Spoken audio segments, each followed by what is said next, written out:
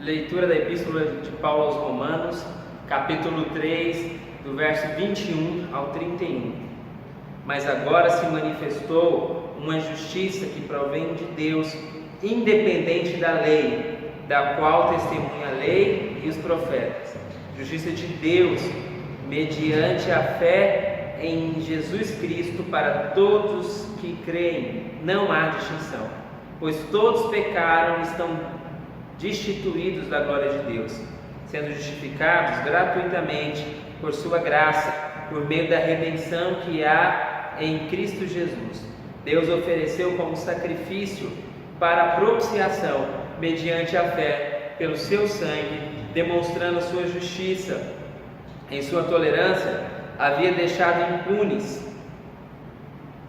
os pecados anteriormente cometidos, mas no presente demonstrou sua justiça, a fim de ser justo e justificador daquele que tem fé em Jesus. Onde está então o motivo da vanglória? É excluído. Baseado em que princípio? No da obediência da lei? Não, mas no princípio da fé. Pois sustentamos que o homem é justificado pela fé, independente da obediência da lei. Deus é Deus apenas dos judeus? Ele não é também Deus dos gentios? Sim, dos gentios também, visto que existe um só Deus, que pela fé justificará os circuncisos e incircuncisos. Anulamos então a lei pela fé? De maneira nenhuma. Ao contrário, confirmamos a lei. Doutrina da justificação pela fé é um dos temas que nós encontramos na Epístola aos Romanos, carta escrita por Paulo. E quando falamos de justificação pela fé, nós devemos olhar um pouco para a história da igreja e como esse tema foi levantado ou às vezes foi abafado de alguns períodos da história da igreja. Nós sabemos que a reforma protestante, ela tem como bandeira e como aquilo que fez iniciar a reforma, a justificação pela fé. Se nós voltássemos um pouco atrás na história da igreja, nós podemos olhar dentro daquele momento que Pelágio vai ensinar uma heresia, que aqui é conhecida como pelagianismo, que negava a importância de Jesus Cristo, da cruz, dessa salvação pela fé, mas de uma salvação por obediência, por esforço, e isso foi combatido por homens de Deus como Agostinho, o bispo Agostinho. Nós temos esses momentos em outros pedaços da história da igreja e propriamente na reforma protestante, quando aquele monge agostiniano, Martim Lutero, ele fixa as 95 teses na porta daquela igreja e ali ele protesta contra os erros doutrinários daquela igreja, e aquilo que estava no coração de Lutero era a justificação pela fé.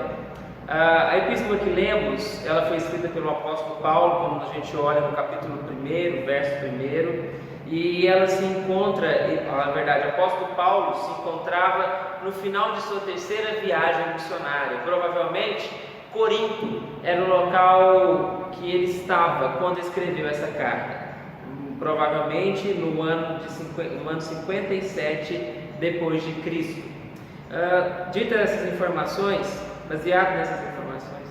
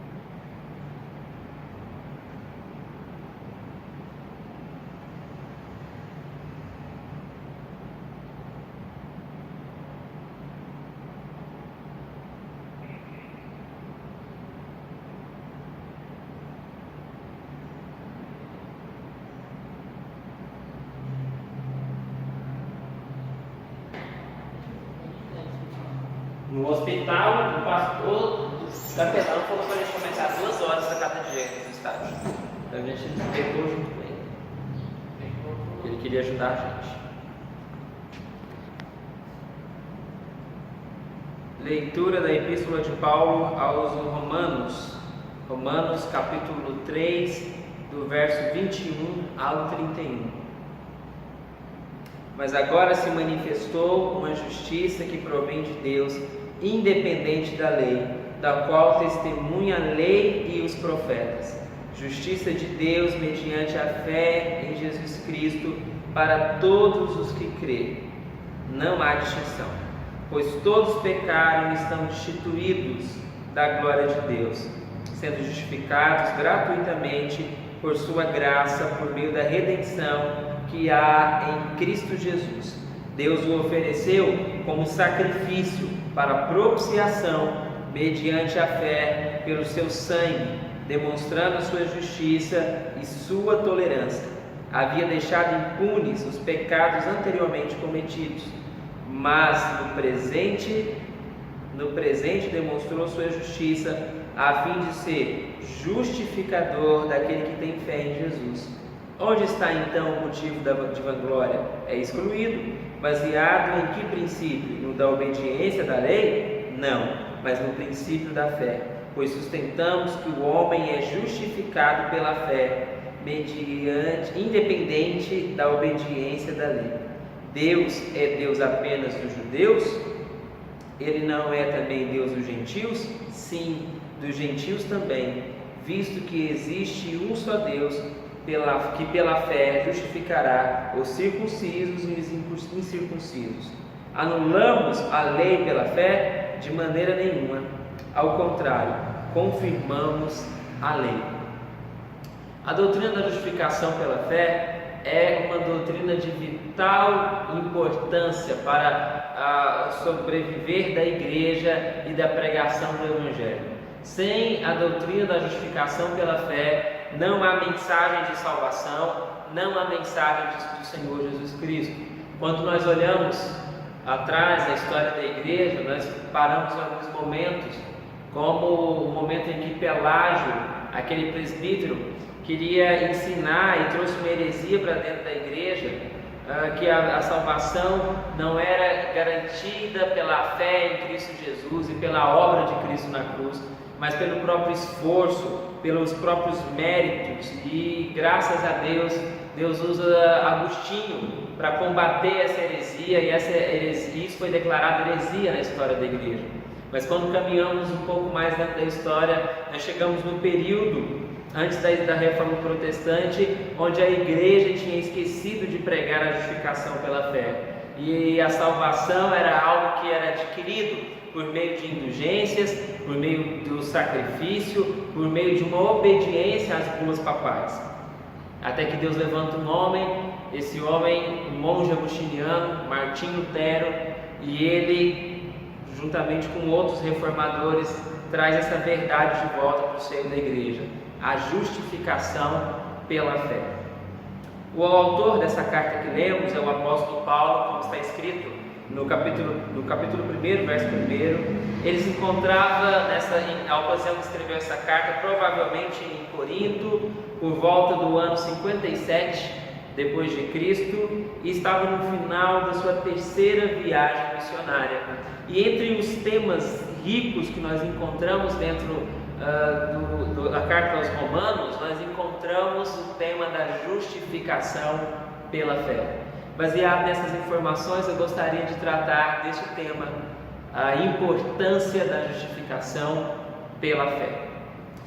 A primeira coisa que nós aprendemos quando olhamos para esse texto, o primeiro ponto que aprendemos é que essa justiça, ela vem de Deus. A justiça vem de Deus. No versículo 21, o texto diz o seguinte: mas agora se manifestou uma justiça que provém de Deus, independente da lei da qual testemunharam os profetas. Paulo fala aqui que essa justiça, ela não depende das obras da lei, ela não depende do nosso desempenho, ela não depende dos méritos que conseguimos por causa da nossa religião, mas essa justiça é uma justiça que vem de Deus.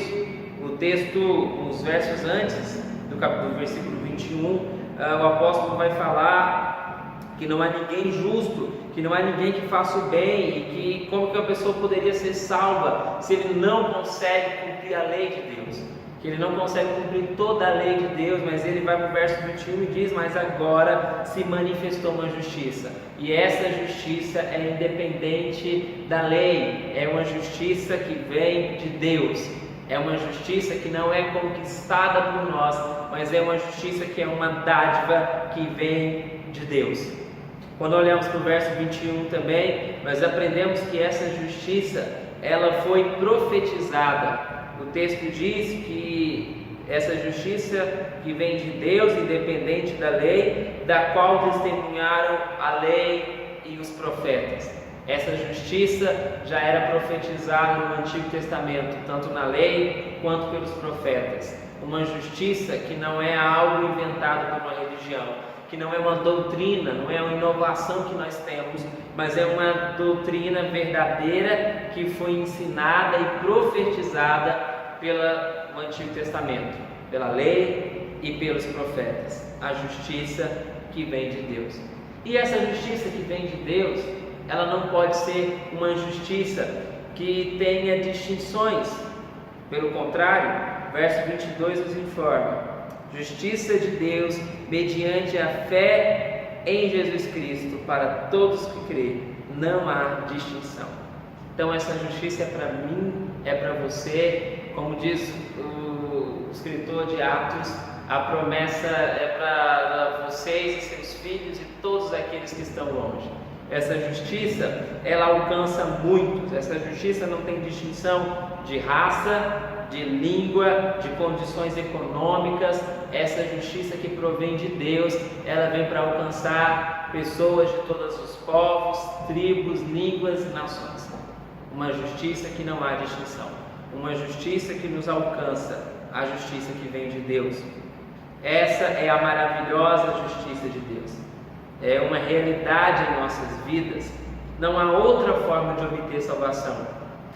John Stott diz: pregar e viver a justificação pela fé glorifica a Cristo, resgata os pecadores desesperados e encoraja os santos imperfeitos e fortalece igrejas frágeis. Pregar e viver a justificação pela fé em Cristo Jesus. Essa justificação que nós pregamos ao anunciar o Evangelho àqueles que ainda não ouviram, a mensagem da cruz, a obra da cruz, a necessidade de arrependimento dos pecados e depositar essa fé no Cristo que morreu na cruz para nos salvar. Essa é a justiça que vem de Deus.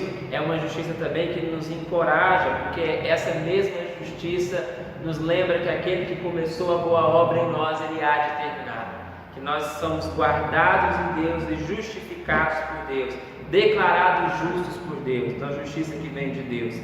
E o John Stott vai dizer que ela é uma justiça que fortalece igrejas frágeis, porque quando nós não pregamos a justificação pela fé, nós vamos ter que pregar e ensinar a salvação de outro modo que não seja a salvação em Cristo Jesus. E quando Cristo Jesus não é o centro da nossa pregação, quando Cristo Jesus não é o centro da nossa vida, o evangelho que nós estamos pregando é outro. Então não tem como desassociar a doutrina da justificação pela fé do evangelho e da igreja do Senhor Jesus. Mas o texto também nos diz que essa justiça é uma justiça necessária. O verso 23 diz o seguinte: pois todos pecaram. O verso 23 diz que essa justiça é uma justiça necessária.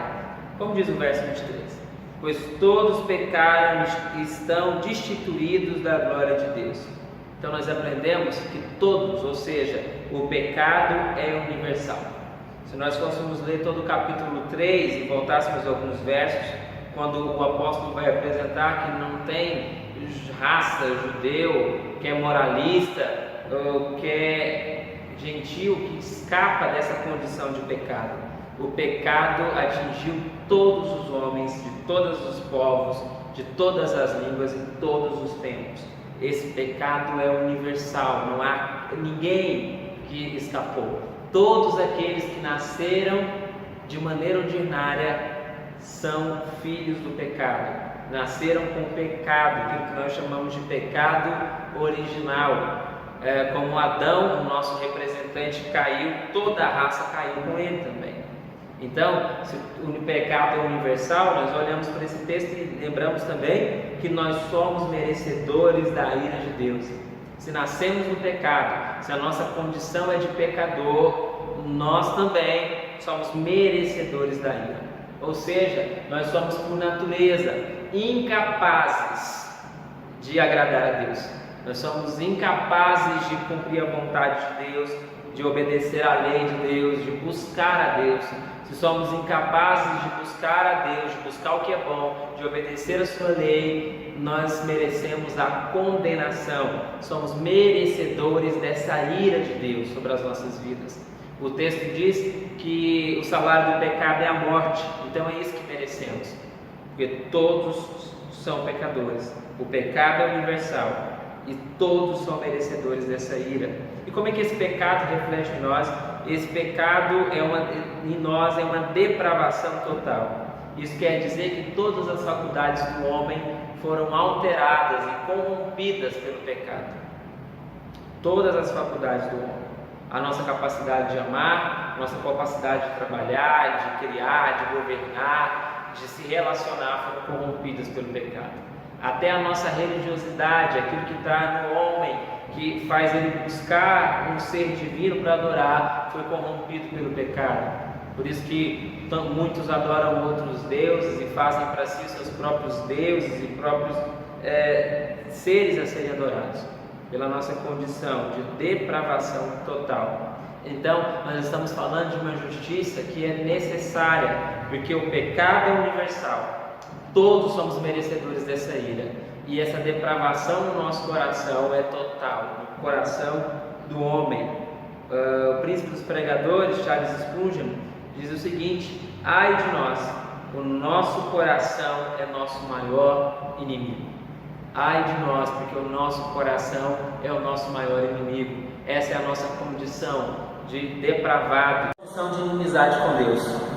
Mortos em nossos pecados e delitos, escravos dos nossos vícios, escravos dos nossos desejos, do nosso coração, escravos do diabo e desse sistema caído. Somos incapazes de buscar a Deus, somos incapazes de buscar a vontade de Deus, somos incapazes de obter salvação por mérito próprio. Por isso essa justiça é necessária. O verso 24 agora vai nos informar que essa justiça ela só é possível por causa de Cristo. Uma justiça, justificados por causa de Cristo somos. Como isso vai funcionar? Somos justificados por essa graça. Já que somos incapazes de guardar a lei e não tendo nenhum mérito próprio, não há nada que podemos fazer para conquistar essa salvação. Ou seja, não tem nada, não há mérito, não há lei, não há manuais religiosos que podemos seguir que possa conquistar essa salvação por nós. Essa salvação, essa justificação é pela graça. E quando nós falamos que somos justificados pela graça, nós devemos tomar cuidado e entender aquilo que Charles Spurgeon diz, que a graça que não muda a minha vida não salvará a minha alma. A justificação por meio de Cristo, ser justificado por Cristo, isso tem a ver com graça, não é uma desculpa para a gente pecar, não é uma desculpa para o pecado em nossas vidas, porque essa mesma graça que opera em nós é a graça que muda as nossas vidas. Quando nós falamos que não precisamos da obediência da lei, de ter méritos próprios para sermos salvos, nós não estamos anulando a responsabilidade com a santificação, com uma vida reta, com uma graça que muda a nossa vida. Nós somos justificados por Cristo e isso é pela propiciação do seu sangue. Verso 25: Deus ofereceu como sacrifício para propiciação, mediante a fé, pelo seu sangue, demonstrando a sua justiça e sua tolerância, que havia deixado impunes os pecados anteriormente cometidos. Ou seja, Deus ofereceu a Cristo como propiciação, e pelo seu sangue nós somos justificados. Essa justificação pelo sangue de Jesus é a maravilhosa graça. Só é possível ser salvo, ser justificado por meio da cruz de Jesus, pela propiciação. Propiciação significa a remoção da ira de Deus por uma oferta ou por um presente. E a história do Evangelho é linda, porque não é nós que oferecemos um presente a Deus. Não fomos nós que temos que fazer um sacrifício e levar até a divindade para conquistar o perdão da divindade. Mas é o Deus Pai que envia o seu único Filho, Jesus. E esse Jesus, como oferta de propiciação pelos nossos pecados, nos traz reconciliação entre nós e Deus, entre os homens e Deus. Somos justificados por Cristo. Se somos justificados por Cristo, se essa justificação por Cristo acontece por meio da graça, não há motivo nenhum para orgulho. Não há motivo, porque, como diz o verso 27 ao 31, onde está então o motivo da vanglória? É excluído, baseado em que princípio? Na obediência da lei? Não, mas no princípio da fé. Se somos justificados por meio da propiciação do sangue de Jesus, por meio da graça, não temos motivo para nos orgulhar. Não é por mérito próprio, não é algo que foi conquistado pelo nosso esforço, mas é algo que vem de Deus para nós, por meio de Cristo Jesus. Nós, na verdade, nos éramos dignos da condenação, mas por Cristo somos declarados justos e somos justificados. Justificação não é algo que Deus tinha a obrigação de nos dar. Ser justificado não é você lá trabalhar para conquistar isso. Justificação tem a ver com o sacrifício de Jesus. Justificação tem a ver com a obra de Cristo Jesus.